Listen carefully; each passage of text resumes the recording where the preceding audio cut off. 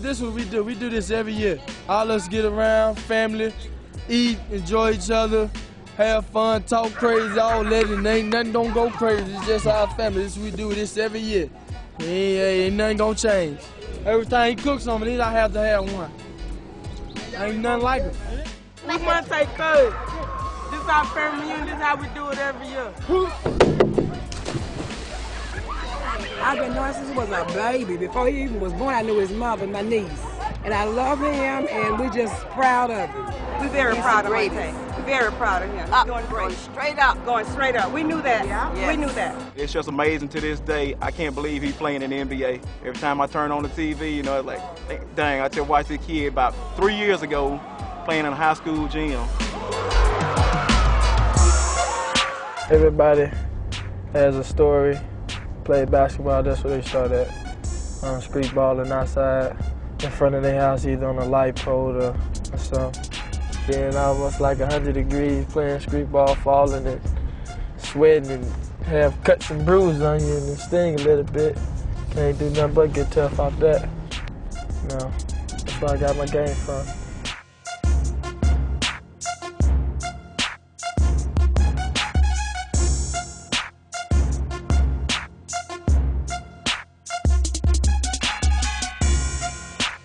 This is where it started, right here in my grandparents' house. I stayed here with my grandparents all the way up until I was like 15. And I moved back with my mom and my dad. So it's really the life of Monta Ellis. You standing in it right here. This is where it all started at right here. When he was little, he was coming up, you know, he was always, you know, to himself, just a quiet person. You never did do no whole lot of talking.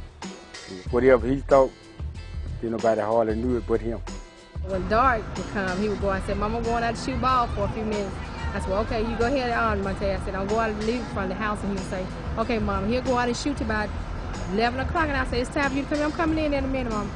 We really didn't have, you know, the safety to go to a basketball court around here because it was so much, you know, violence and drugs back then. So I tied some nails in a milk crate and cut the bottom out and started playing basketball.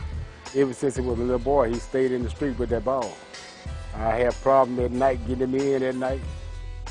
His nickname we had from middle school to high school was Little Penny Hardaway. Because as we were young, he was always quick and I always wanted to play basketball at all times. So at that time, we just called him Little Penny. When I first saw him play, I said he's going to be good. He's going to be a great player. 6th grade, he wasn't going to let you stop him from getting to the basket then. He could get to the basket. It was just in his blood. He could play already. It was already in his heart. He could play. First game I saw him play, he got out there and the first dunk he did, it was amazing. I mean, he elevated over this child coming baseline on him. He just went straight up on him. Didn't look back, didn't hesitate. The boys up in Oakland call him the Mississippi Bullet because he's fast. Once he has it, he's gone. That first step is something serious. The first step is like, it's deadly, real deadly. If he gets you with it, I mean, he just fly right past you. There's no stopping him. Can't nobody handle him at all. Like, all they can do is just either get in his way and let him knock him out, or they can get out of his way, one of the two. But he's going to take it all the way. Just like lightning, when he gets that ball in his hand, he just turn it on. Just like the lights go on and off, when he get that ball in his hand, it's over with.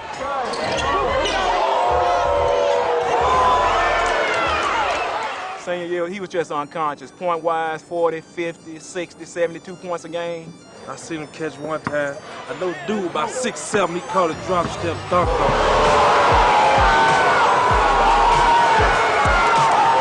Boom!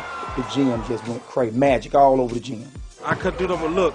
That's the night he scored 70, 73, 72, somewhere up in there. He had his high against Greenwood. Before the game, my brother-in-law and them were talking to him. Oh, Monta, you ain't gonna get 65 tonight, because that's what he scored the first time here in Jackson when we played Greenwood. Yeah, this is the game where I had 65 points against Greenwood. In the old record, then my record. I broke it. You ain't gonna get 65 tonight. You might get 17, Monta said. Which quarter? And at halftime, he had 23. He came out, next thing you know, he had 26, 29, 31, 40. One step cross half court. Boom, number mid. 2 step cross half court. He scored 30 of the last 40 points in the fourth quarter. He scored more than another team. He had more than another team had. Coach took him out. They gave him a standing ovation. Everybody was clapping. It was just unbelievable. You couldn't believe it. If you can do something like that, man, and make everybody love you, even though you at somebody else's gym, you destined for greatness.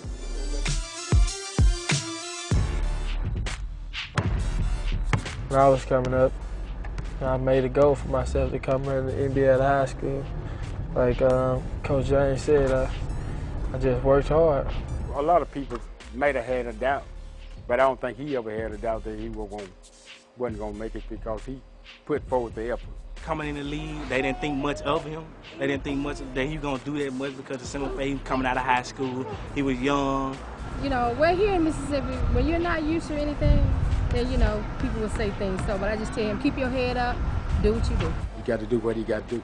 Doing the do, baby, all day long. I just worked hard and it paid off. And now got most improved in the NBA. And it came off hard work. I knew he was capable of doing it because that's Monta. When he put his mind out to do it, he's going to do whatever. And I feel good to, you know, prove a lot of people wrong. You know, everybody's always keeping that eye on him, though. We ain't going to let him get out of hand. Nobody's going to let him get out of hand.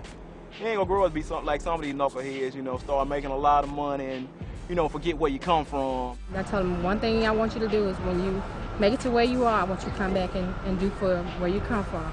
Nothing gonna change. I'm always gonna be the same person because I know where I came from. He really inspired the kids, and that's the thing that I like about it because, you know, the ones that had doubts about they couldn't do this, now that they see he done went on and made it, it makes them feel real good. So it's a motivation. That's what keeps me grounded, coming back home and seeing the things that I done came from.